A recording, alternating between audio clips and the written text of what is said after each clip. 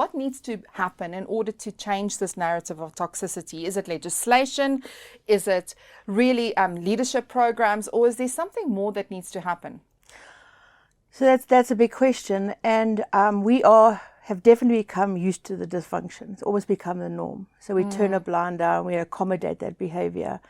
And when the system is psychologically unsafe, there's really little chance that someone will speak up. And the corporate psychopath works on a 3P pattern. So they're very deliberate about the destruction or the hurt and the harm. So they'll go in and they'll look for pawns. And pawns are people that often give them access to a network or access to other people. And once they've used you, you become a Patsie. They almost just disregard you. And if you are someone who's feeling a bit insecure and feeling a bit needy, and you've had a close relationship with a leader and they deliberately disregard you, you become desperate to win their approval. And then they use the pawns to get to the patrons, and the patrons are often the guys in senior positions.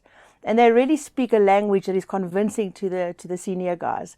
They speak about vision, and they speak about being human-centric and ethics, and about how all the right words. And then they really I call it the seduction. They really win those guys over, and unbeknownst to those top guys, this dysfunction is happening in the system. And so the top guys are obviously also very embarrassed, when it is found out that this has been happening.